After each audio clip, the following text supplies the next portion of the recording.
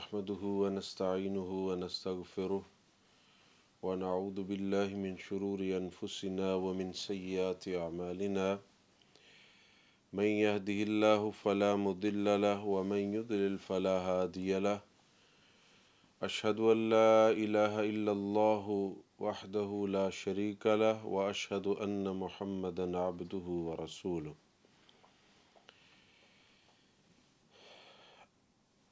اللهم صل على محمد وعلى آل محمد كما صليت على إبراهيم وعلى آل إبراهيم إنك حميد مجيد اللهم بارك على محمد وعلى آل محمد كما باركت على إبراهيم وعلى آل إبراهيم إنك حميد مجيد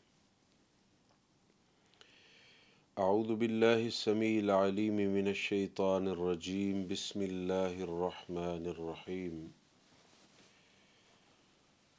وَلَنَبْلُوَنَّكُمْ بِشَيْءٍ مِّنَ الْخَوْفِ وَالْجُوعِ وَنَقْصٍ مِّنَ الْأَمْوَالِ وَالْأَنفُسِ وَالثَّمَرَاتِ وَبَشِّرِ الصَّابِرِينَ الَّذِينَ إِذَا أَصَابَتْهُم مُّصِيبَةٌ قالوا إنا لله وإنا إليه راجعون أولئك عليهم صلوات من ربهم ورحمة وأولئك هم المهتدون۔ معزز سامعین حضرات، آج کا ہمارا موضوع ہے کہ ہمارے اوپر جو مصیبتیں آتی ہیں، آزمائشیں آتی ہیں، بیماریاں آتی ہیں، اور خصوصاً آج کل ہمارے معاشرے میں بلکہ پوری دنیا کے اندر جو مختلف جدید قسم کی وبائیں آ رہی ہیں، ان کا مقابلہ اور ان سے کیسے نمٹا جائے، کیسے ہم بچ سکتے ہیں ان سے۔ پہلی بات تو یہ ہے کہ یہ وبائیں اور یہ وائرس اور یہ مصیبتیں آج شروع نہیں ہوئی، یہ پہلے سے ہی ہے۔ تو کسی قوم پر بھی یا کسی بندے پر بھی کوئی مصیبت، کوئی بیماری، کوئی پریشانی آتی ہے تو اس کے دو اسباب ہوتے ہیں۔ یعنی کوئی بھی بندہ ہے، جب اس کے اوپر کوئی مصیبت، بیماری، کوئی پریشانی آئی ہے تو وہ دو وجہ سے ہو سکتی ہے، دو اس کے سبب ہو سکتے ہیں۔ پہلا سبب ہے کہ وہ اگر نیک ہے، مومن ہے، مسلمان ہے تو اللہ کی طرف سے اس کا امتحان ہو سکتا ہے، اس کی آزمائش ہو سکتی ہے، اللہ تعالیٰ اس کو آزمانا چاہتے ہیں کہ یہ اپنے ایمان میں، اپنے اسلام میں، اپنے تقوی میں کتنا مضبوط ہے، اور اس آزمائش کے بدلے میں اللہ تعالیٰ اس کو وہ مقام اور مرتبہ دینا چاہتے ہیں جو وہ ویسے نہیں حاصل کر سکتا۔ اور دوسرا سبب ہے گناہوں کی سزا، کفر کی سزا، شرک کی سزا، کبائر کی سزا اور عذاب کی شکل میں۔ تو جو بطور آزمائش ہے، اس بارے میں پارہ نمبر 2 سورہ بقرہ، سورہ نمبر 2 آیت نمبر 155 میں اللہ تعالیٰ فرماتے ہیں وَلَنَبْلُوَنَّكُمْ بِشَيْءٍ مِّنَ الْخَوْفِ وَالْجُوعِ وَنَقْصٍ مِّنَ الْأَمْوَالِ وَالْأَنفُسِ وَالثَّمَرَاتِ وَبَشِّرِ الصَّابِرِينَ، کہ ہم تمہاری آزمائش کریں گے۔ جس نے کلمہ پڑھا، جس نے ایمان کا دعویٰ کیا، جو سمجھتا ہے کہ میں مسلمان ہوں، اللہ تعالیٰ فرماتے ہیں ہر حال میں تمہاری آزمائش تو ہوگی۔ کیسے ہوگی؟ اللہ تعالیٰ فرماتے ہیں ہم کسی چیز کے ساتھ بھی تمہیں آزما سکتے ہیں۔ ہم تمہیں ڈر دے کے آزما سکتے ہیں، بھوک دے کر آزما سکتے ہیں، مالوں میں کمی کر کے آزما سکتے ہیں، کسی کے اوپر بیماری آئے، پریشانی آئے، وہ دنیا سے چلا جائے، دنیا سے تمہارا کوئی پیارا بلا کر آزما سکتے ہیں، کسی بھی طریقے سے آزما سکتے ہیں، لیکن دیکھنا ہم نے یہ ہے کہ اس میں صبر کرنے والا کون ہے اور جزا فضا کرنے والا کون ہے، سچا کون ہے، جھوٹا کون ہے، تو ہم یہ دیکھنا چاہتے ہیں۔ اور امام ابن کثیر رحمہ اللہ نے اپنی تفسیر میں اس آیت کے تحت وہ لکھتے ہیں اخبر تعالی انہ یبتلی عبادہ ای یختبرہم وَيَمْتَحِنُهُمْ کہ اللہ سبحانہ و تعالی اپنے بندوں کو آزماتے ہیں، یعنی ان کا امتحان لیتے ہیں، چیک کرتے ہیں ان کو، فَتَارَةً بِالسَّرَّاءِ وَتَارَةً بِالضَّرَّاءِ کبھی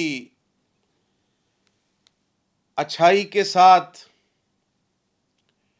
کبھی سخت تکالیف اور پریشانیوں کے ساتھ، یعنی مختلف کیفیات میں اللہ تعالیٰ آزماتے ہیں۔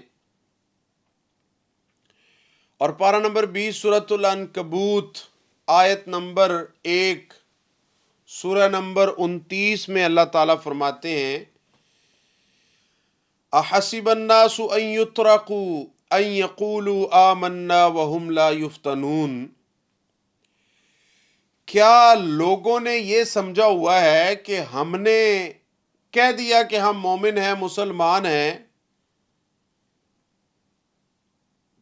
تو اتنا کہنے سے ہی ان کی جان چھوٹ جائے گی اور ان کو آزمایا نہیں جائے گا؟ ایسا نہیں ہے۔ صرف یہ کہنے سے کہ ہم نے کلمہ پڑھ لیا ہے، مسلمان ہو گئے ہیں، کام ختم نہیں ہو جائے گا، بلکہ اللہ تعالیٰ فرماتے ہیں ہم نے ان کو آزمانا بھی ہے۔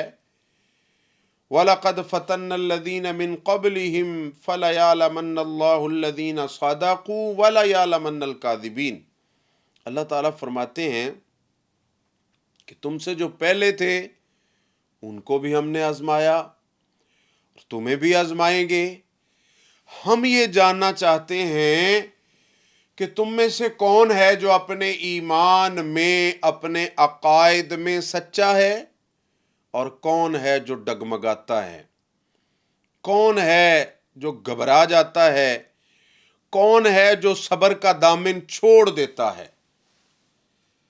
اب پتہ یہ چلا کہ کسی مسلمان پر اگر کوئی بیماری، کوئی آزمائش، کوئی پریشانی، کوئی تکلیف آ رہی ہے تو وہ اس کی آزمائش ہے جو اس کے اوپر آنی ہی آنی ہے۔ اس کے ساتھ ایک صحیح حدیث لے لیں، جامع ترمذی حدیث نمبر 2398 اور مسند احمد حدیث نمبر 1494، عن سعد بن ابی وقاص رضی اللہ تعالی عنہ قال قلت یا رسول اللہ صلی اللہ علیہ وسلم ای الناس اشد بلاء قال الانبیاء ثم الامثل فالامثل۔ حضرت سعد بن ابی وقاص رضی اللہ تعالیٰ عنہ فرماتے ہیں کہ میں نے رسول اللہ صلی اللہ علیہ وسلم سے عرض کی کہ یا رسول اللہ صلی اللہ علیہ وسلم، سب سے زیادہ کس کے اوپر آزمائشیں آتی ہیں؟ دنیا میں کون ہے جس کو اللہ نے سب سے زیادہ آزمایا ہے؟ تو اللہ کے نبی صلی اللہ علیہ وسلم فرماتے ہیں دنیا میں سب سے زیادہ جن کو آزمایا گیا وہ انبیاء کرام ہیں، یعنی نبیوں کی جماعت وہ جماعت ہے دنیا میں جن کے سب سے زیادہ اللہ نے امتحان لیے۔ آپ دیکھ لیں کتنے بڑے بڑے امتحان تھے. حضرت نوح علیہ السلام 950 سال قوم کو دعوت دی، دن بھی رات بھی مختلف باتیں سنی، اتنا لمبا عرصہ لوگوں کو واعظ و نصیحت کرتے رہے، رکے نہیں ہیں. حضرت ابراہیم علیہ السلام آگ میں جانا پڑا، ہجرت کرنی پڑی، پھر بیٹے کے گلے پہ چھری چلانے کے لیے تیار ہو گئے. اور ایسے ہی باقی انبیاء، کچھ کے قصے اللہ نے ہمیں بتائے اور بہت سارے ہیں جن کے نہیں بتائے، لیکن بہرحال آزمایا سب کو گیا اور سب سے زیادہ آزمایا گیا. اصحاب سے، مومنین سے، متقین سے، محسنین میں سے سب سے زیادہ جن کو آزمایا گیا وہ انبیاء ہیں، اور سب سے بڑی مثال محمد الرسول اللہ صلی اللہ علیہ وسلم ہے. اب ہمارے اوپر تھوڑی سی کوئی بیماری، کوئی مصیبت آ جائے، رزق میں کمی ہو جائے، کوئی چلا جائے ہمارا پیارا، تو ہم فوراً پتہ نہیں کیا کیا کچھ کہہ دیتے ہیں، کیا کیا کچھ سوچتے ہیں کہ اللہ ہماری دعائیں نہیں قبول کر رہے، ہم نماز پڑھتے ہیں پھر بھی رزق نہیں مل رہا، ایسے ہو رہا ہے، ایسے ہو رہا ہے، ہمارے گھر میں بیماریاں ختم نہیں ہو رہی، پریشانیاں. اللہ تعالیٰ آزما رہے ہیں کہ تم کیا کہتے ہو.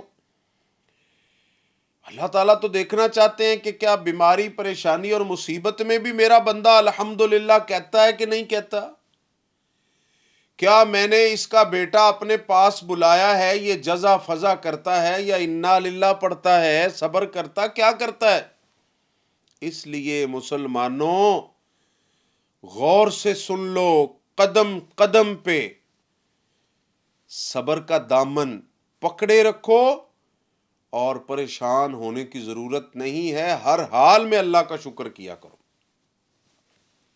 آگے اللہ کے نبی صلی اللہ علیہ وسلم فرماتے ہیں 7 انبیاء کو سب سے زیادہ آزمایا گیا.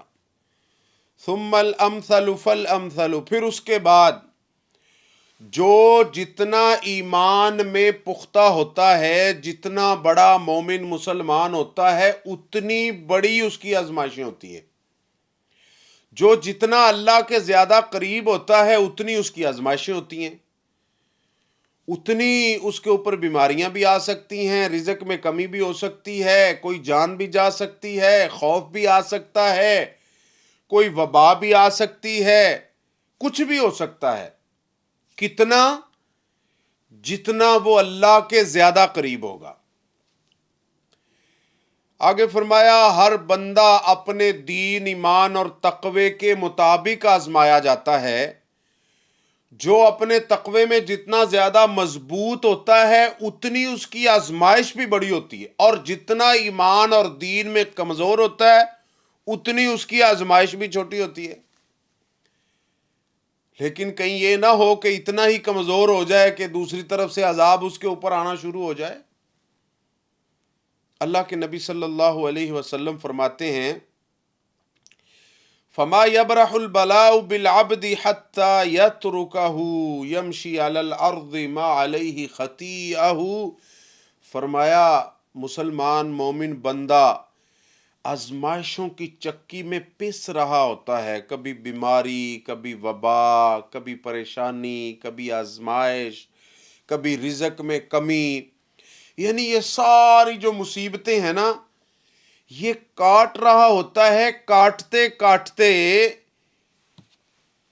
ایسا وقت اس کے اوپر آ جاتا ہے کہ وہ زمین پہ چل رہا ہوتا ہے اور اس کا کوئی گناہ باقی نہیں رہ جاتا. بیماریوں، مصیبتوں، آزمائشوں کی وجہ سے اللہ تعالیٰ اس کے سارے گناہ مٹا دیتے ہیں، بالکل وہ پاک صاف ہو جاتا ہے. اس کا مطلب یہ ہوا کہ مومن کے لیے آزمائش، بیماری، کچھ بھی ہو، کوئی بھی پریشانی ہو تو وہ اچھی ہے اس کے لیے. اگرچہ جانتا نہیں ہے، یہ ہم تو ظاہری دیکھ رہے ہیں نا، اور جو ہمارا ظاہر ہے اس کے اوپر فیصلہ نہیں ہوتا. اللہ تعالیٰ نے قرآن میں فرمایا کہ عسیٰ ان تکرہوا شیئا فہو خیر لکم، کہ بہت ساری ایسی چیزیں ہیں جو تمہیں ناپسند ہیں لیکن حقیقت میں تمہارے لیے اس میں خیر ہوتی ہے، اور بہت ساری ایسی چیزیں ہیں ظاہری طور پہ ہم دیکھتے ہیں ہمارے لیے بڑی اچھی ہیں، لیکن حقیقت میں اس کے لیے ہمارے لیے شر ہوتا ہے، تو یہ تو فیصلے اللہ کے ہیں۔ تو اس کا مطلب یہ ہے کہ ہمیں اپنا دین، ایمان اور تقوی دیکھنا چاہیے، اس میں دن بدن ہمیں بڑھنا چاہیے، پیش قدمی کرنی چاہیے۔ یہ نہیں دیکھنا چاہیے کہ اب یہ بیماری آ گئی، اب یہ مصیبت آ گئی، اب یہ تکلیف آ گئی، کوئی پریشان ہونے کی ضرورت نہیں ہے۔ کچھ بھی ہوگا ہمارے لیے وہی ہوگا جو ہمارے لیے بہتر ہوگا انشاءاللہ، دنیا میں بھی اور آخرت میں بھی۔ اور بہتر ہے یا غیر بہتر ہے یہ تو اللہ ہی جانتے ہیں نا، ہم تو ظاہر سب کچھ دیکھ رہے ہوتے ہیں۔ بعض دفعہ ایسے ہوتا ہے ہمارے اوپر کوئی مصیبت آتی ہے ظاہری، ہم بڑے پریشان ہو جاتے ہیں، لیکن حقیقت میں اس مصیبت کے بدلے میں ہمیں جو سکون اور بعد والی زندگی میں ہمیں جو امن ملتا ہے، ہم پھر خوش ہوتے ہیں کہ یہ تو ہمارے لیے اچھا ہے۔ دوسری حدیث صحیح بخاری حدیث نمبر 5641 عن ابی ہریرہ رضی اللہ تعالی عنہ عن النبی صلی اللہ علیہ وسلم قال ما یصیب المسلم، اللہ کے نبی صلی اللہ علیہ وسلم فرماتے ہیں، ابو ہریرہ رضی اللہ تعالیٰ عنہ اس حدیث کے راوی ہیں، آپ نے فرمایا ما یصیب المسلم من نصب ولا وصب ولا ہم ولا حزن ولا اذن ولا غم حتی الشوکہ، اللہ کے نبی صلی اللہ علیہ وسلم فرماتے ہیں مسلمان بندہ جو ہے اس کو کوئی دکھ آئے، کوئی چوٹ لگے، کوئی فکر لاحق ہو جائے، کوئی غم آ جائے، کوئی پریشانی آ جائے، حتیٰ کہ کانٹا بھی چبھے، چھوٹا سا کانٹا بھی چبھ جائے، الا کفر اللہ بہا من خطایاہ، فرمایا اللہ تعالیٰ اس کے بدلے میں اس کے گناہ معاف کرتے ہیں۔ اب یہ مقصد ہے آزمائش کا کہ بیماری آئی، بخار ہوا، سر درد ہوا، کسی وبا میں مبتلا ہو گیا، کچھ بھی ہوا ہے تو اس کے بدلے میں گناہ معاف ہو رہے ہیں، درجات بلند ہو رہے ہیں، اللہ تعالیٰ خوش ہو رہے ہیں، یہ صبر کر رہا ہے۔ اس کا مطلب ہے کہ مومن بندہ ہر حال میں اچھا ہے، کیونکہ صحیح حدیث ہے پریشانی آئے صبر کرتا ہے ثواب لیتا ہے، خوشی آئے تو شکر کر کے ثواب لیتا ہے، ہر حال میں ثواب ہے۔ کن کے لیے؟ ایسے مومنوں کے لیے جو پریشان نہیں ہوتے، صبر کرتے رہتے ہیں۔ اب اس حدیث میں رسول اللہ صلی اللہ علیہ وسلم نے کتنی چیزیں گنوائی ہیں کہ تمہیں چوٹ لگے، تمہیں دکھ آئے، تمہیں بیماری آئے، پریشانی آئے، بخار ہو، درد ہو، کوئی بھی مسئلہ ہو، جتنی بڑی پریشانی ہوگی اتنے اس کے بدلے میں گناہ معاف ہوں گے۔ تو کتنا اچھا ہے کہ بجائے اس کے کہ کوئی بندہ عیش و عشرت کے ساتھ زندگی گزارے اور پھر خدا نخواستہ اس حال میں مر جائے کہ بہت سارے گناہ اس کے ذمے ہوں، تو پھر کہے کہ اب کیا بنا۔ ہم تو اللہ سے یہی دعا کرتے ہیں کہ اللہ تعالیٰ ہمیں گناہوں سے بھی بچائے اور آزمائشوں سے بھی بچائے، لیکن اگر آزمائش آ جائے تو وہ ہمارے لیے بری نہیں ہے، وہ ہمارے حق میں اچھی ہے۔ تو یہ تو چند دلائل تھے کہ آزمائش، کوئی مصیبت، پریشانی، وبا، بیماری بطور آزمائش آتی ہے۔ اب کچھ سزائیں، کچھ بیماریاں، کچھ وبائیں ایسی ہوتی ہیں جو بطور عذاب اور بطور سزا آتی ہیں۔ اس کے بارے میں اللہ تعالیٰ نے پارہ نمبر 25 سورۃ الشورى سورہ نمبر 42 آیت نمبر 30 میں فرمایا ظہر الفساد فی البر والبحر بما کسبت ایدی الناس لیذیقہم بعض الذی عملوا لعلہم یرجعون، کہ زمین کے اوپر اور پانیوں کے اندر، سمندروں کے اندر، کسی بھی جگہ پہ کوئی بھی فساد برپا ہوتا ہے، کوئی بھی عذاب آتا ہے، کوئی وبا آتی ہے، کوئی بیماری آتی ہے، اللہ تعالیٰ فرماتے ہیں بما کسبت ایدی الناس، وہ سب کچھ اس لیے آیا ہے لوگوں کے برے اعمال کی وجہ سے، جو کچھ انہوں نے کیا.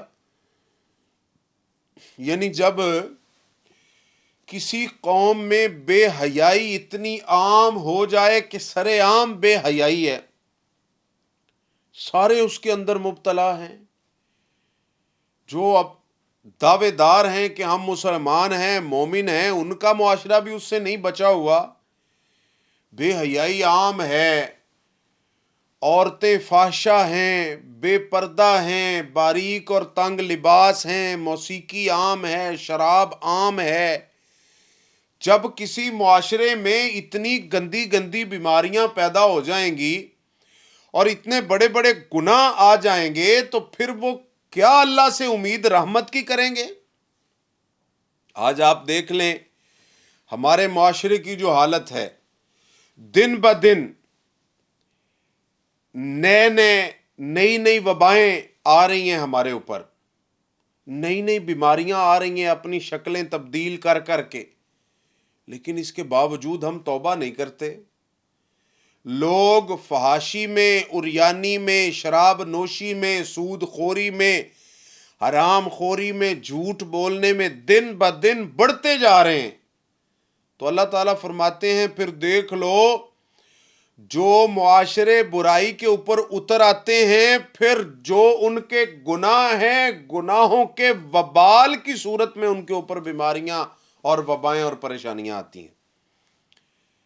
ہم لاکھ اس سے بچنے کے لیے ویکسینیشن کر لیں، بڑے بڑے حربے استعمال کر لیں، بہت کچھ کر لیں، ہم تو ظاہری اسباب کر رہے ہیں، جو اس کا اصل حل ہے توبہ، اللہ کی طرف رجوع، اپنے گناہوں کی معافی، کفر اور شرک کو چھوڑنا، ادھر نہیں جا رہے. اور اب قرآن اٹھا کے دیکھیں، پہلے نبیوں کی جو امتیں تھیں ان کے اوپر عذاب آئے، ان کے اوپر وبائیں آئی مختلف، کسی کو پھوڑے نکل رہے ہیں، کسی کے اوپر مینڈک کا عذاب آ رہا ہے، کسی کے اوپر ٹڈیوں کا آ رہا ہے، لیکن پھر کیا ہوتا تھا؟ اللہ کی طرف رجوع کرتے تھے. اگر رجوع کر لیتے، توبہ کر لیتے، انسانیت میں آ جاتے تو وبائیں ختم ہو جاتی. اب اصل جو وبائیں ختم کرنے کا سلسلہ تھا اس کو تو ہم نے چھوڑ دیا، ہم فروعات کی طرف چلے گئے. ٹھیک ہے، میڈیسن لینا سنت ہے، علاج کروانا چاہیے، لیکن اللہ کے عذاب کی صورت میں جب وبائیں ہمارے اوپر مسلط ہو جائیں تو پھر ہمیں توبہ کی طرف آنا ہوگا. اب اللہ تعالیٰ فرماتے ہیں کہ لوگوں کے کیے ہوئے جو کرتوت ہیں اس وجہ سے عذاب آ رہے ہیں. کیوں آ رہے ہیں؟ لِيُذِيقَهُمْ بَعْضَ الَّذِي عَمِلُوا. اللہ تعالیٰ چاہتے ہیں کہ دنیا میں تمہیں کچھ سزا دے کے نا، جو تم نے برے عمل کیے ہیں ان کی کچھ سزا دیں، لعلہم یرجعون، تاکہ تم برائیوں سے باز آ جاؤ اور صحیح ہو جاؤ. اب دو قسمیں ہیں لوگوں کی، وبا آئی، پریشانی آئی. کیوں؟ انہوں نے دیکھا کہ ہم تو سود خور ہیں، توبہ کر لی. انہوں نے دیکھا ہم تو بے حیائی میں ڈوبے ہوئے ہیں، توبہ کر لی. انہوں نے دیکھا کہ ہم تو بدعمالیوں کے اندر ڈوبے ہوئے ہیں تو فوراً توبہ کر لی. اس کا مطلب ہے کہ اللہ نے جو تھوڑا سا یہ عذاب دیا، اس کو تھوڑا سا جو جھنجھوڑا، اس نے لعلہم یرجعون پہ عمل کرتے ہوئے واپس لوٹ آیا. مقصد بھی یہی تھا اللہ کا کہ یہ تھوڑا سا ان کو میں عذاب دوں. وَلَنُذِيقَنَّهُم مِّنَ الْعَذَابِ الْأَدْنَىٰ، تھوڑا سا عذاب دیا، تھوڑا سا جھنجھوڑا تو فوراً بندہ اپنے گریبان میں جھانکتا ہے کہ میرے اندر یہ عیب ہیں، یہ غلطیاں ہیں جس کا لوگوں کو تو پتہ نہیں ہے، تو چلے میں اس کی پکی سچی توبہ کرتا ہوں، آج کے بعد نماز پڑھوں گا، سود چھوڑ دوں گا، حرام چھوڑ دوں گا، موسیقی چھوڑ دوں گا، سب کچھ ختم کر دیا تو یہ سدھر گیا، عذاب ختم ہو گیا. اگر نہیں کیا تو پھر یہ اپنی برائیوں میں بڑھتا جائے گا اور اللہ کا عذاب اور وبائیں اور بیماریاں اور مصیبتیں بھی بڑھتی جائیں گی. تو یہ ظہر الفساد فی البر والبحر بما کسبت ایدی الناس، سورۃ الروم آیت نمبر 41۔ سورۃ الشورى میں اللہ تعالیٰ فرماتے ہیں وما اصابکم من مصیبت فبما کسبت ایدیکم ویعفو عن کثیر، کہ وما اصابکم من مصیبہ، تمہیں جتنی بھی مصیبتیں آئی ہیں، جتنی بھی پریشانیاں آئی ہیں، جتنی بھی آزمائشیں آئی ہیں، بما کسبت ایدیکم، یہ بطور عذاب جو تمہارے عمل ہیں اس کی وجہ سے ہے،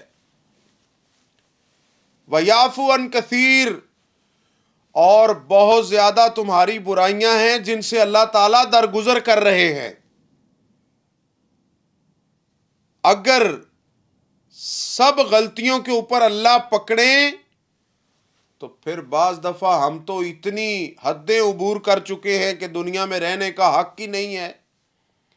پھر وہی ہے کہ پتھروں کا عذاب آئے اور ختم کر دے، اللہ تعالیٰ تہس نہس کر دے 1 سیکنڈ کے اندر۔ لیکن اللہ تعالیٰ فرماتے ہیں تم برائیوں میں اتنے بڑھ چکے ہو، اپنی بے حیائی اور فحاشی اور کفر اور شرک میں اتنے بڑھ چکے ہو کہ میں نے تمہیں تھوڑا سا عذاب دیا ہے، وَيَعْفُو عَنْ كَثِيرٍ، اور بہت زیادہ سے درگزر کر کے اس کو ابھی روکا ہوا ہے، تھوڑا سا جھٹکا دیا ہے شاید کہ تم سدھر جاؤ۔ اب یہ تو اس گناہگار کے لیے ہے نا جو اپنے گریبان میں جھانکے، اب تو بہت سارے ایسے گناہگار ہیں ہمارے معاشرے میں جو گناہ، کفر، شرک سب کچھ کر رہے ہیں اور وہ سمجھتے ہی نہیں ہیں کہ ہم گناہ کر رہے ہیں۔ اب کچھ لوگ ایسے ہیں جو نماز نہیں پڑھتے اور وہ کہتے ہیں ہم نے تو کبھی گناہ کیا ہی نہیں ہے، وہ نماز چھوڑنے کو گناہ ہی نہیں سمجھتے۔ تو اللہ تعالیٰ فرماتے ہیں میں یہ چھوٹے چھوٹے عذاب اور چھوٹی چھوٹی مصیبتیں اور چھوٹی چھوٹی بیماریاں اور چھوٹی چھوٹی وبائیں اس لیے بھیج رہا ہوں کہ تم گناہوں کو چھوڑ دو اور اپنی اصلاح کر لو۔ اب یہ ہمیں پتہ چل گیا کہ مصیبت اور آزمائش اور وبا اور وائرس یہ 2 وجہ سے ہیں، یا تو ہمارے ایمان اور تقوی کی آزمائش ہے اگر ہم متقی پرہیزگار ہیں، اور اگر ہم مسلمان ہیں لیکن بے نماز، شرک میں ڈوبے ہوئے، گناہوں کی دلدل میں، بے حیائی، فحاشی، عریانی، سود خوری، ان چیزوں میں، تو پھر یہ ہمارے کیے ہوئے برے اعمال کی سزا ہے کہ ہم سدھر جائیں۔ تو یہ 2 وجہ سے ہے، یا تو آزمائش ہے گناہ مٹ جائیں، یا عذاب اور سزا ہے کہ ہم اپنی اصلاح کر لیں۔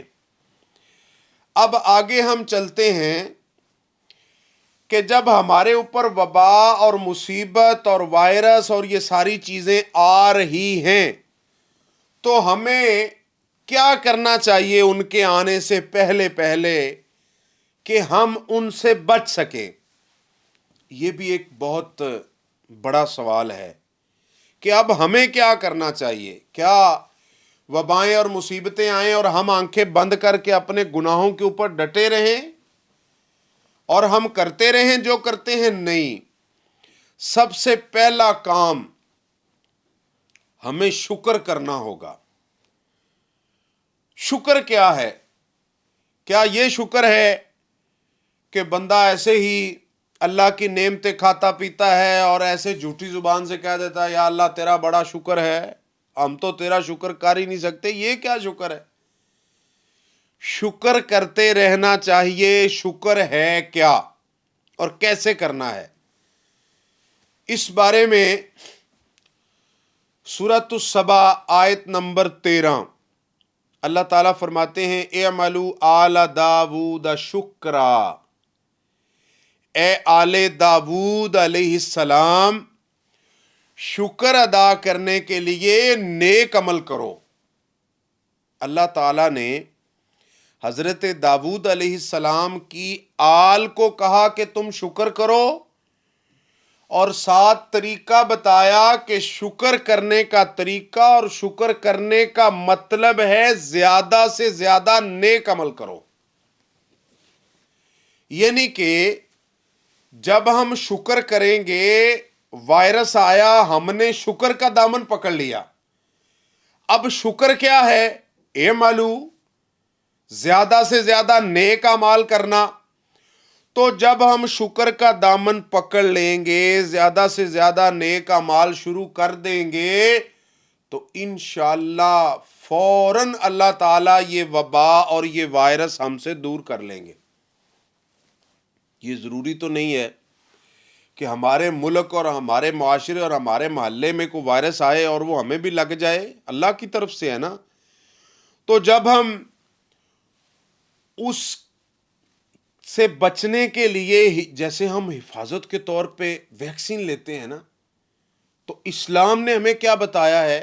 اسلام نے ہمیں ویکسین کون سی دی ہے؟ شکر کی، کہ ہم نے شکر کرنا ہے. شکر کیا ہے؟ اعملوا آل داؤد شکرا، نیک عمل.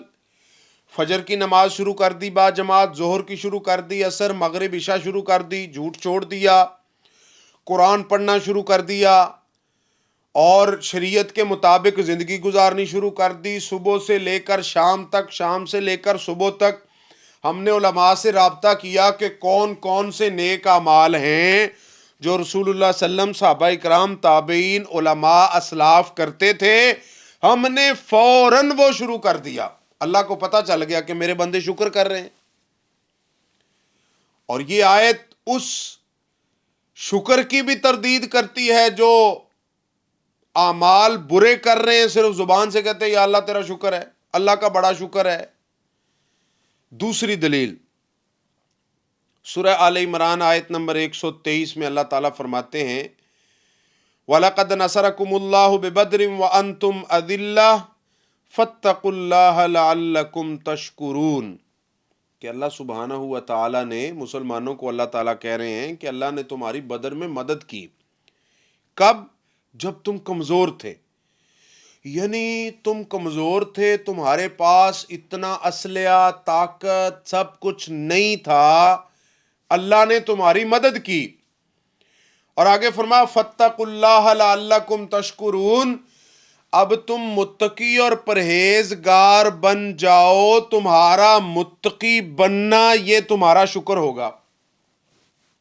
یعنی جب تم متقی بن جاؤ گے نا، جب تم سر سے لے کر پاؤں تک اپنی وضع، قطع، لباس، اپنے چال چلن، اپنے عقائد، نظریات، اعمال، سیاسیات، اقتصادیات، معاشیات، سب کچھ اسلام کے مطابق کر لو گے تو تم متقی بن جاؤ گے.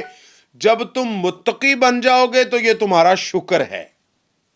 تقوی کیوں اختیار کرنا ہے؟ لعلکم تشکرون، تاکہ تم شکر کرو.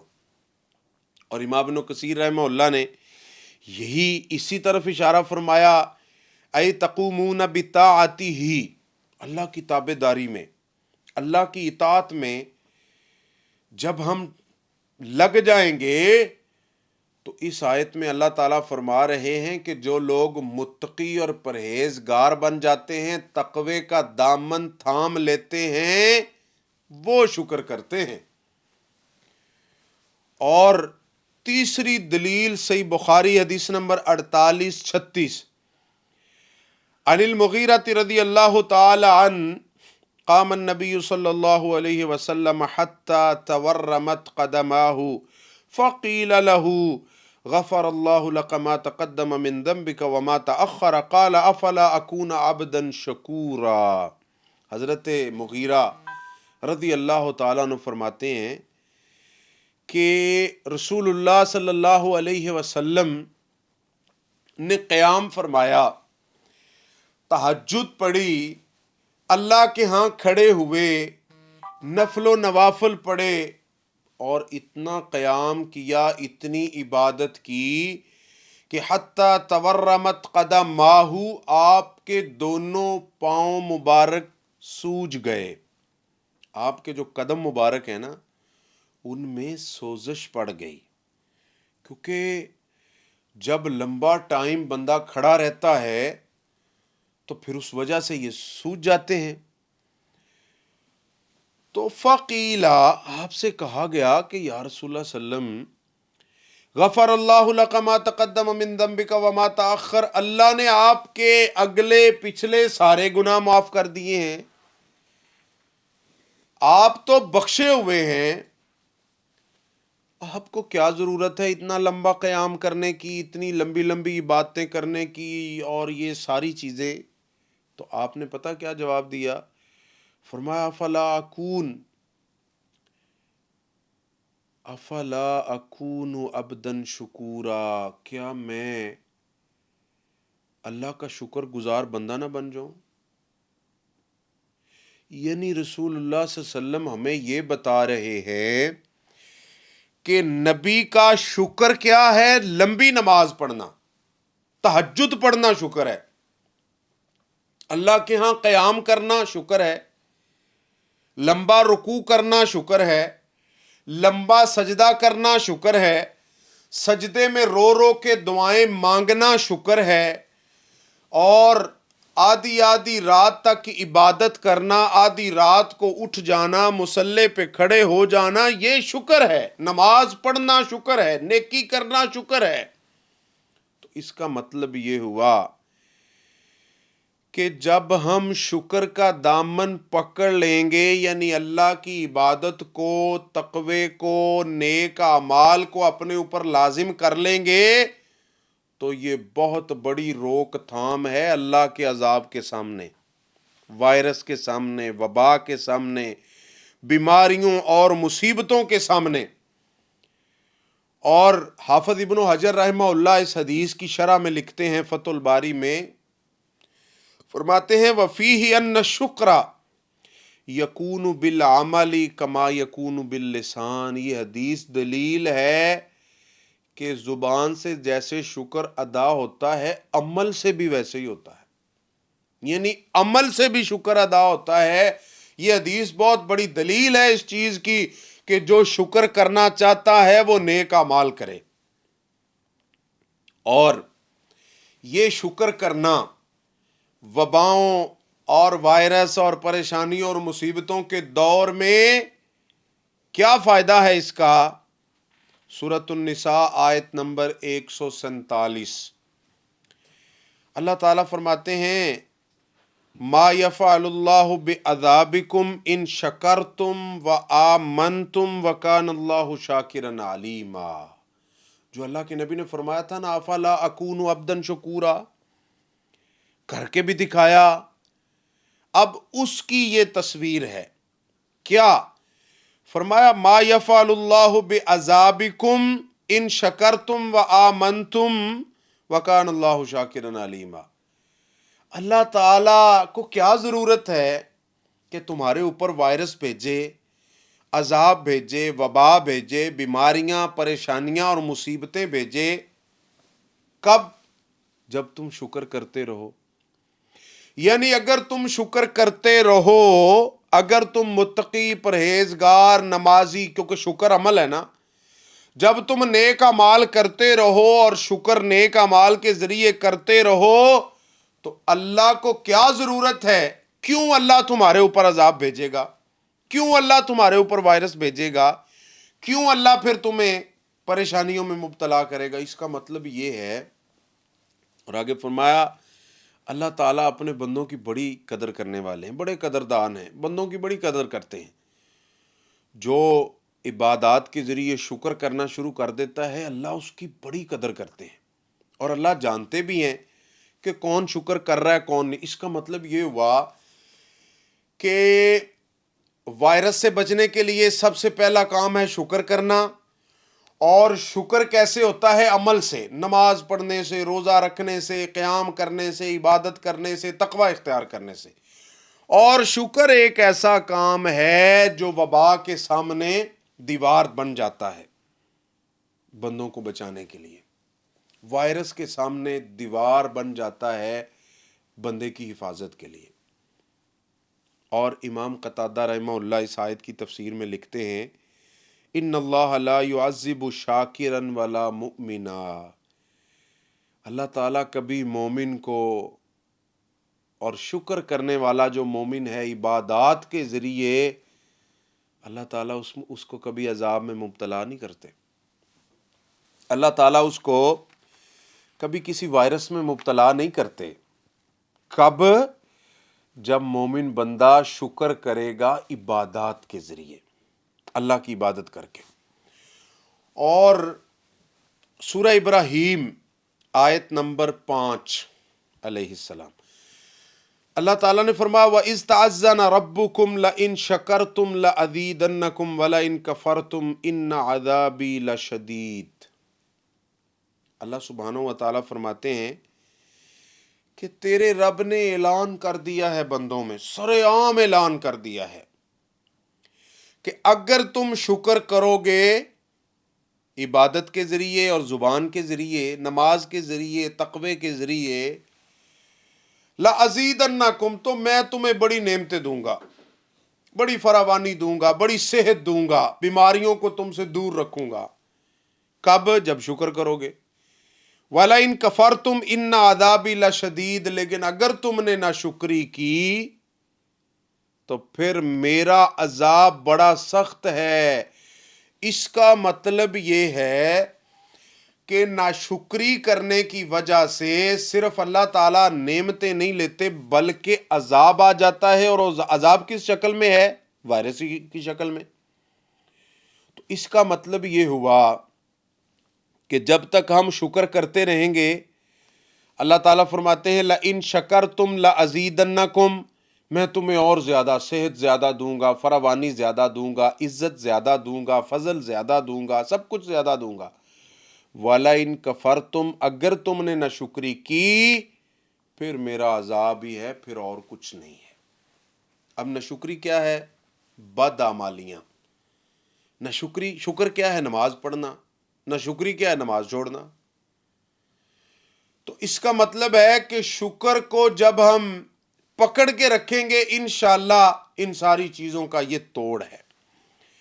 اور آگے پارہ نمبر 27 سورۃ القمر آیت نمبر 33 میں اللہ تعالیٰ فرماتے ہیں کذبت قوم لوط بالنذر انا ارسلنا علیہم حاسبا الا آل لوط. اللہ سبحانہ و تعالیٰ فرماتے ہیں کہ قوم لوط نے جب ڈرانے والوں کو جھٹلا دیا، ان کے پاس انبیاء آئے، اللہ کے پیغمبر آئے، ان کو دین بتانے والے، اسلام اور ہدایت کی طرف بلانے والے، تو انہوں نے ان کو ٹھکرا دیا. ٹھیک ہے، کیونکہ دیکھیں رسول اللہ صلی اللہ علیہ وسلم کے بعد انبیاء کا سلسلہ تو ختم ہو گیا، لیکن علماء تو موجود ہیں نا، جو لوگوں کو ڈرا رہے ہیں، ہدایت کی طرف بلا رہے ہیں، دین کی طرف، توحید کی طرف، عقائد کی طرف بلا رہے ہیں، لیکن لوگ بات نہیں سنتے. تو ایسے ہی قوم لوط نے انبیاء کو جھٹلا دیا تھا، نہیں مانا انہوں نے، نہ ان کی بات سنی، نہ اس کے اوپر عمل کیا. اللہ تعالیٰ فرماتے ہیں انا ارسلنا علیہم حاسبا، پھر ہم نے ان پر پتھر برسانے والی ہوا اور آندھی بھیجی. اب آپ غور کریں، یہ بھی تو ایک وبا ہے نا، عذاب ہی ہے نا، کسی بھی شکل میں آ سکتا ہے. اگر قوم لوط انبیاء کی بات نہ مانے، شرک نہ چھوڑے، کفر نہ چھوڑے، زنا نہ چھوڑے، بدکاری نہ چھوڑے، اپنی برائیوں پہ ڈٹی رہے تو ان کے اوپر عذاب آ سکتا ہے. ایسے ہی اللہ نے ہمیں بھی خبردار کیا ہے کہ تم بھی سن لو، باز آ جاؤ. آگے فرمایا الا آل لوط، مگر ہم نے حضرت لوط علیہ السلام کی آل کو بچا لیا. نجیناہم بسحر، صبح سے کچھ پہلے ہم نے ان کو بچا لیا. اور دیکھیں عذاب آ رہا ہے پوری قوم کے اوپر، اللہ تعالیٰ نے جو اللہ کے بندے تھے ان کو ایسے بچا لیا اور ایسے چن لیا. یہ بہت بڑی مثال اور بہت بڑا سبق ہے ہمارے لیے کہ اگر آج ہم اللہ کا شکر کریں اور نیک بن جائیں، نیکی کے اوپر آ جائیں، تو واللہ جس معاشرے کے اندر وائرس عام ہو چکا ہے، اللہ ہمیں 1 سیکنڈ میں ایسے بچا لیں گے، کیونکہ اللہ نے بچایا. اور مثال دی کہ سب کے اوپر عذاب آیا، لیکن آل لوط جو ہیں، جو ان کے ساتھ اللہ کے مومن بندے تھے، اچھے لوگ تھے، اللہ نے ان کو بچا لیا۔ اس کا مطلب ہے کہ جب عذاب آتا ہے تو اللہ تعالیٰ کچھ ایسے بھی ہیں جن کو بچا بھی لیتے ہیں۔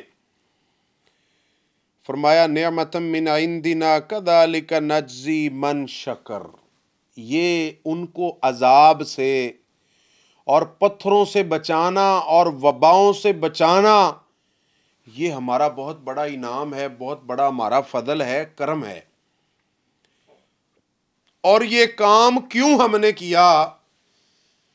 کذالک نجزی من شکر، کیونکہ وہ شکر کرنے والے تھے، وہ نیک اعمال کرنے والے تھے۔ ان کے شکر کرنے کی وجہ سے قوم لوط عذاب کی زد میں غرق ہو رہی ہے، اور آل لوط کو اللہ نے بچا لیا۔ وجہ کیا بتائی؟ شکر۔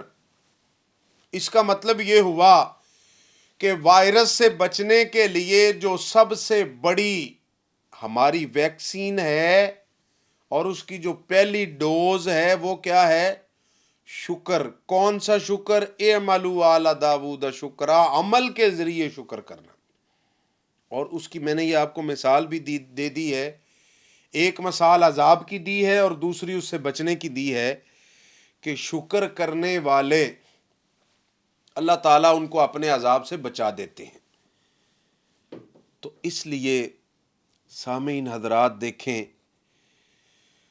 ہمارے لیے یہ بہت بڑا سبق ہے کہ آج پوری دنیا پہ وائرس، اور دن بہ دن وہ اپ ڈیٹ ہو رہا ہے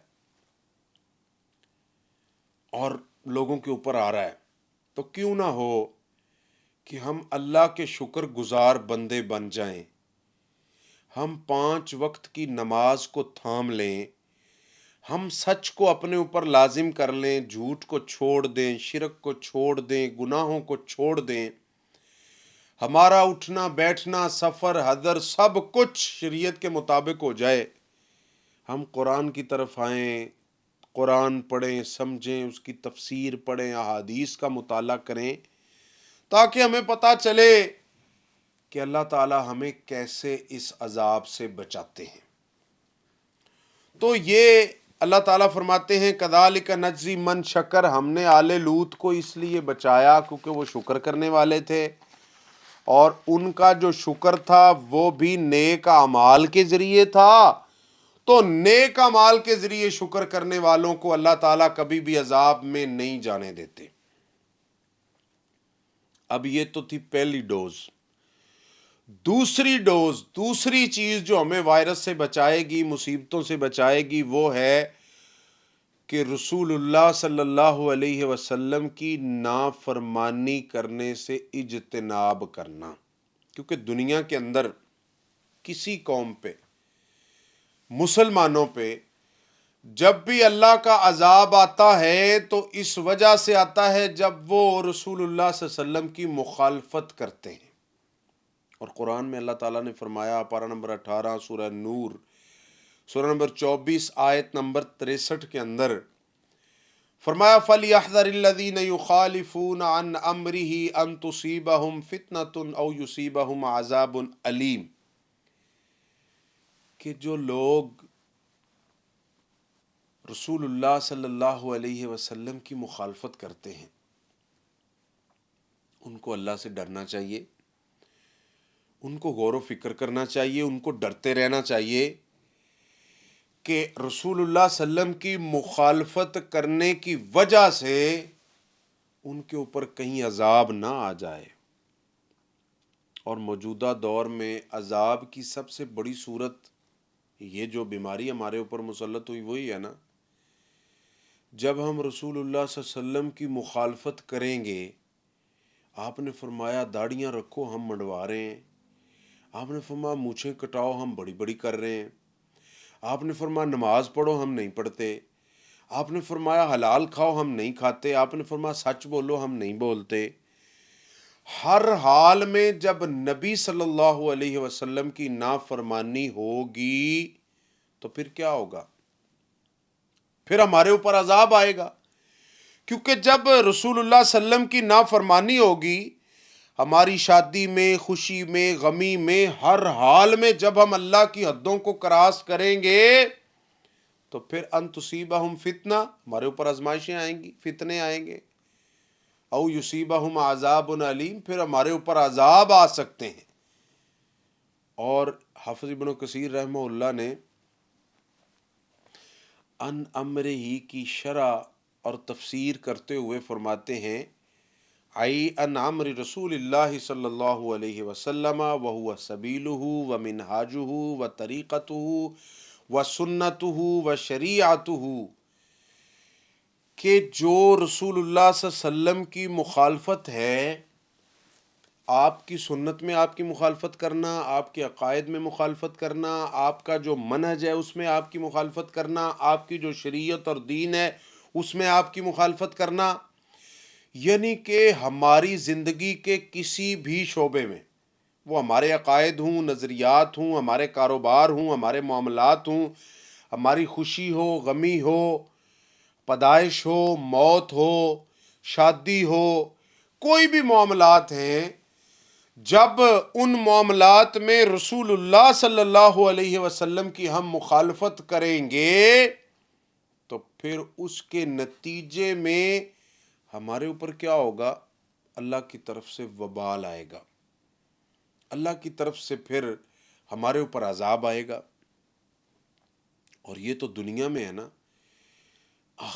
آخرت میں بھی عذاب ہوگا، کیونکہ پھر قیامت کے دن بھی لوگ پچھتائیں گے کہ کاش کہ میں رسول اللہ صلی اللہ علیہ وسلم کی اتباع کر لیتا، کیونکہ دنیا میں ہر معاملے میں رسول اللہ صلی اللہ علیہ وسلم کی اتباع ضروری ہے، وہ ظاہری ہوں، باطنی ہوں، کوئی بھی ہوں۔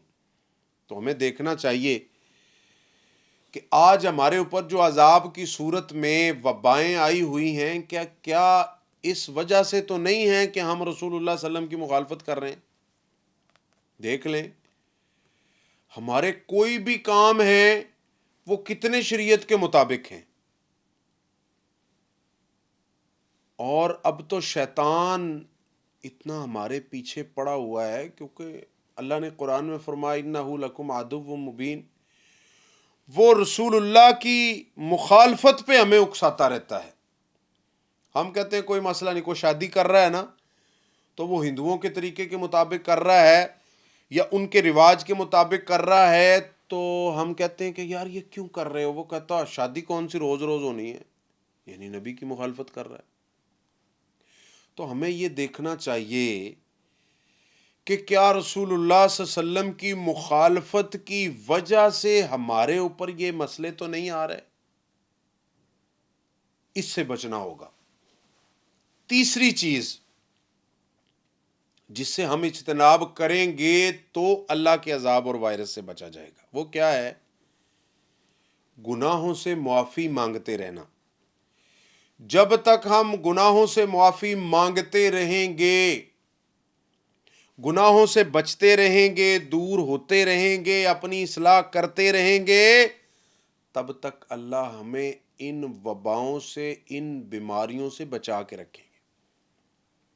سورۃ الانفال آیت نمبر 33 میں اللہ تعالیٰ فرماتے ہیں وَمَا كَانَ اللَّهُ مُعَذِّبَهُمْ وَهُمْ يَسْتَغْفِرُونَ، اللہ تعالیٰ کا بندوں پر عذاب کبھی بھی نہیں آ سکتا، وائرس کبھی بھی نہیں اس بندے کو لگ سکتا جب تک وہ اللہ سے اپنے گناہوں کی بخشش مانگتا رہتا ہے۔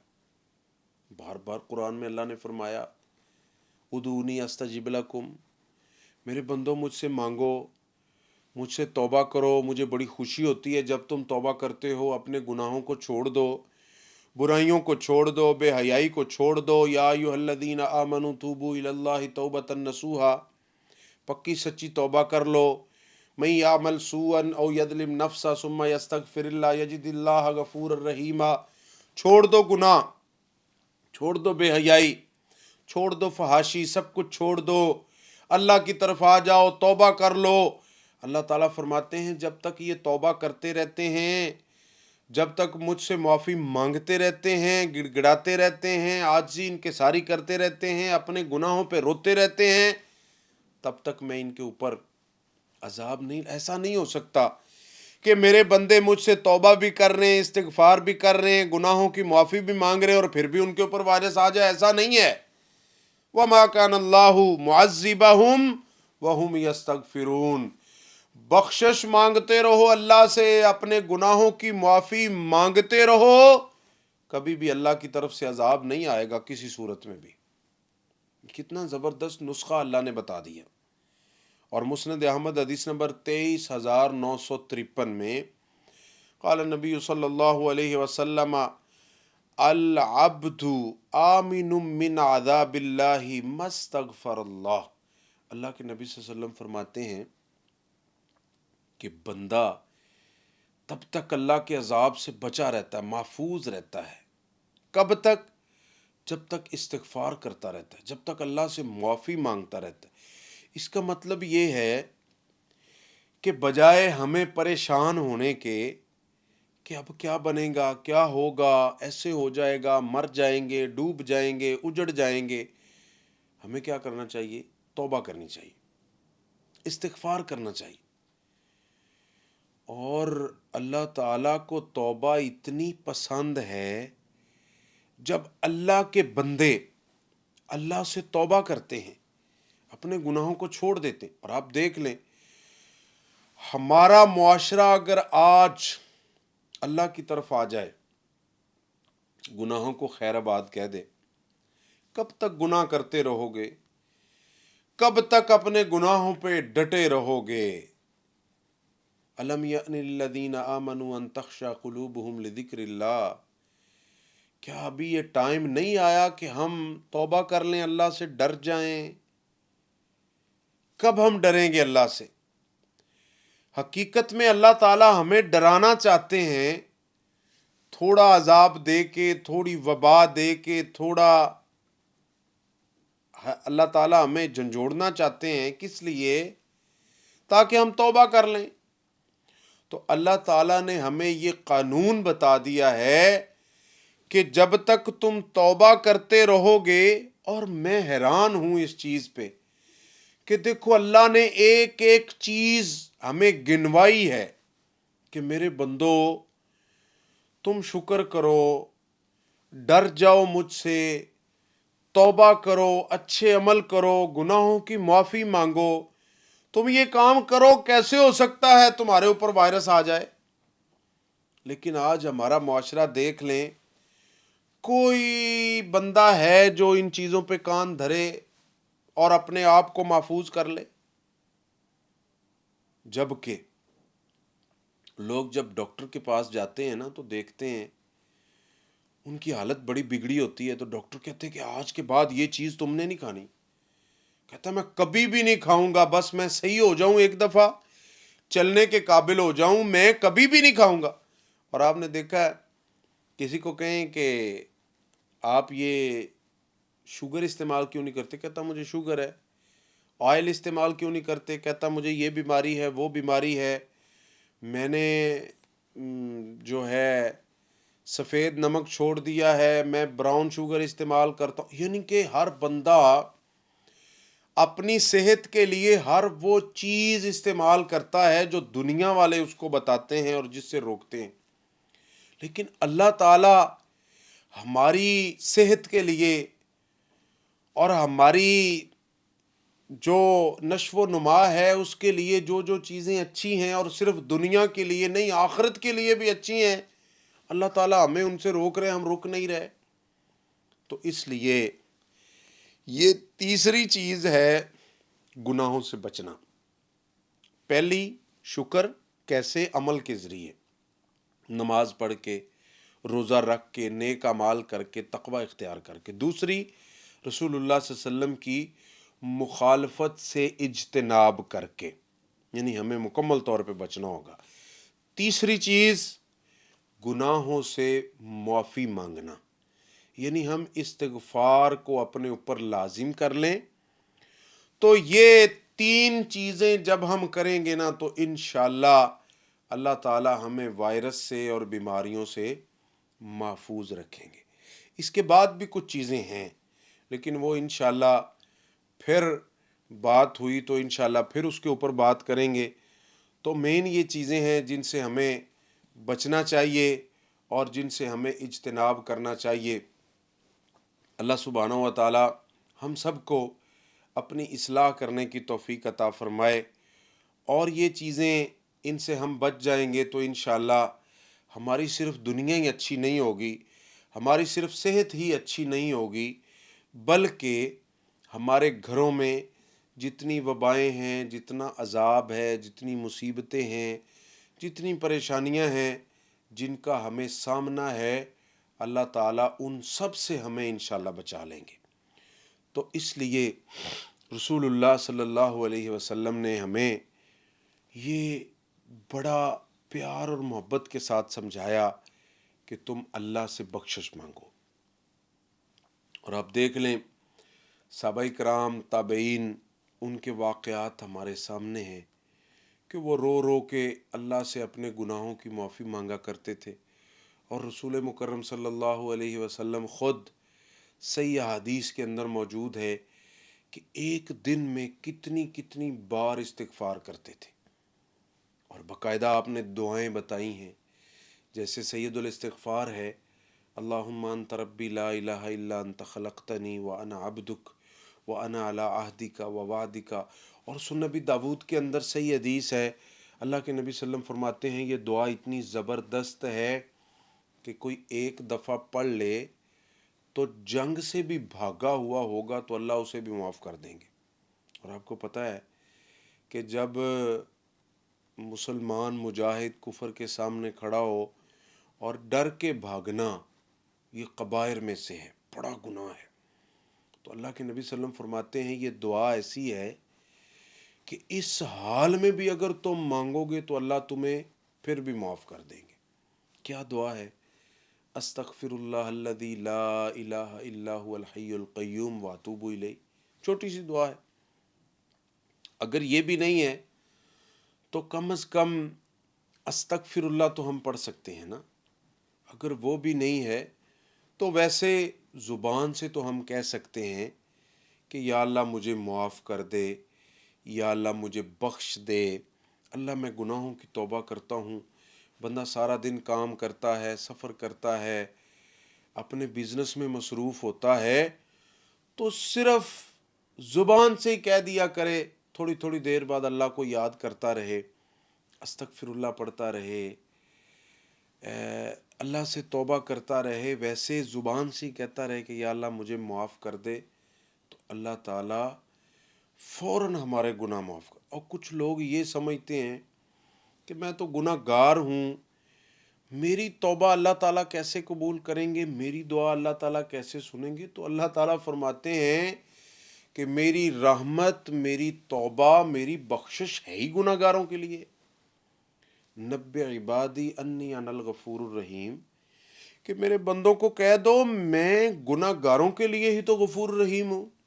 اس کا مطلب یہ ہوا کہ جو بہت بڑے گناہ گار ہیں، گناہوں میں ڈوبے ہوئے ہیں، جب وہ سچے دل سے اللہ سے توبہ کرتے ہیں تو اللہ تعالیٰ فوراً ان کے گناہ معاف، کوئی ٹائم نہیں ہے، کوئی ان کے بارے میں یہ نہیں ہے کہ اللہ تعالیٰ دیکھیں گے اور پھر اس کو ٹائم دیں گے، نہیں، جب معافی مانگے اللہ تعالیٰ فوراً اپنے بندوں کو معاف کرنے پہ قادر ہیں، اور فوراً اپنے بندوں کو اللہ تعالیٰ معاف کرتے ہیں۔